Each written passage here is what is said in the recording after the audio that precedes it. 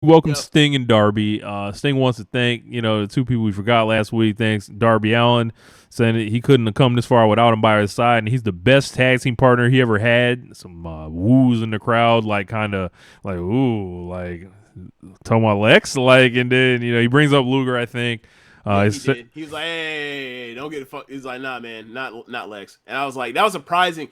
The way the way he actually like responded to the crowd's reaction to it. I thought he was gonna like just, you know, thug it out, but nah, he's like, "I'll yeah, address it." Like, nah, yeah. man, like me and Luger had our time, but like this dude has carried me more or less. Yep. He wants to thank Tony Khan for letting him wrestle a little bit longer. Shivani then speaks on behalf of TK and thanks Sting, and he brings out this special gift, and then the music hits, and all of a sudden, Ric Flair is in AEW, and I lose my mind. Um, so I'm of two minds on this. I think for Sting's career, it made all the sense in the world, and I thought like I thought it was perfect, the perfect person. If you're going to bring out somebody for Sting's career, you bring out Ric Flair. I'm also of the mind of like I saw that Dark Side of the Ring thing, and I thought he should be out of the major pro wrestling business. So like I get it.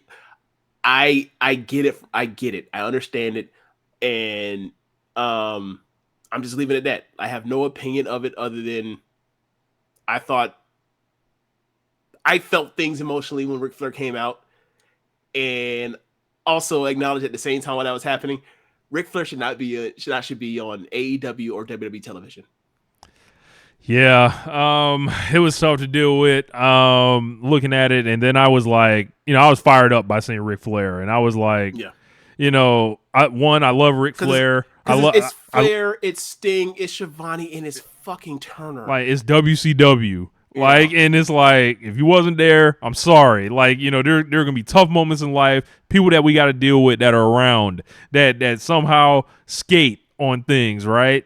And sometimes these people are men in white, like, and it kind of breaks that way historically, right? And you know who I don't feel perfect about this, right? Like right, right. I don't have the perfect answer on this on how someone should feel about it.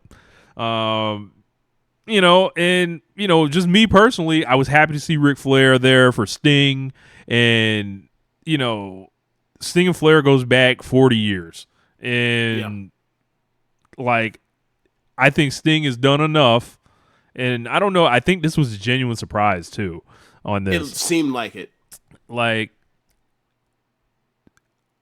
to really be Sting's retirement and all the bullshit Sting's been through in his career, the bad booking, the basically being sectioned off in TNA for years and years and years, by his own choice or whatever.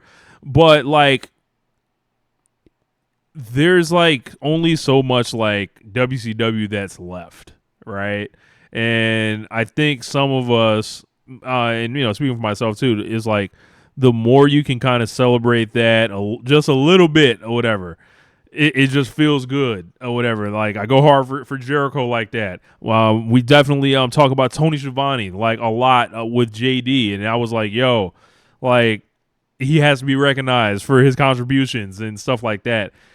And Flair and Sting is like on another level than being recognized for their contributions. Like they opened Monday Nitro, they closed Monday Nitro. They were there in 1988, 1989, 1990. Flair leaves or whatever, comes back, and he's still running it with Sting. Like all these years, they do it in fucking TNA. Like they're here now. Like shit ain't gonna be perfect. Like everyone's not getting canceled. Like, and does that suck for people that you know are absolutely you detest the things that Ric Flair has done? I saw the dark side of the ring too. Like, I get it, but like you don't get to win every one of them. I hate to say it, like it almost as coldly as that, but it's like he would have been here earlier had that shit not came out or He whatever. was on the way in until we found out about it during the Dark Side of the Ring stuff. Yeah, Yeah. So I would make peace with it if I were you. I would chalk it up to this is Sting, and this is how we got to celebrate Sting, and you don't have to participate in it or whatever. I get it. Ric Flair did his last match or whatever. I don't count on Flair wrestling here. I don't think there's a chance in hell a doctor in AEW will clear him to actually work a match or anything. So he'll be here as a manager. He'll give us some funny moments or whatever, and he'll be out of our lives by Revolution of next year, presumably. Yeah, that's yeah. I mean, they basically state that's kind of what they said. Like he's only here for the Sting retirement tour, and he's done.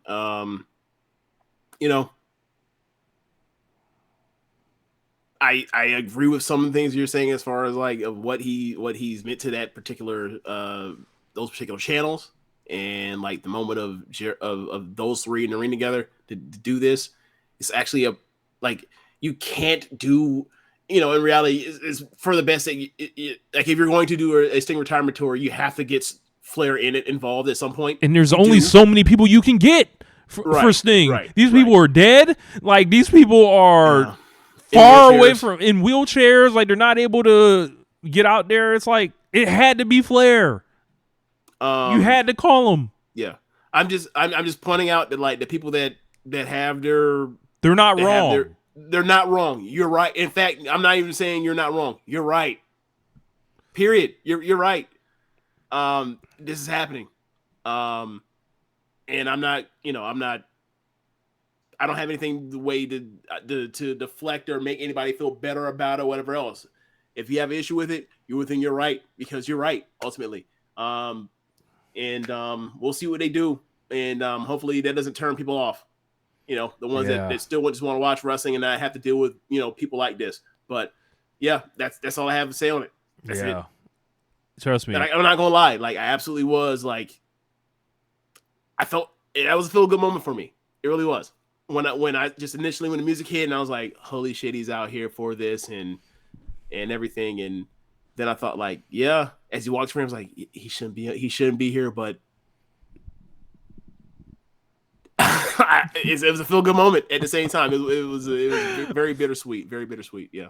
Yeah. I was in the building the night Hulk Hogan came in for Raw Reunion. It felt like I was at a Trump rally. Everyone was just cheering him in unison and all that. And it was like, wow, these people really don't care.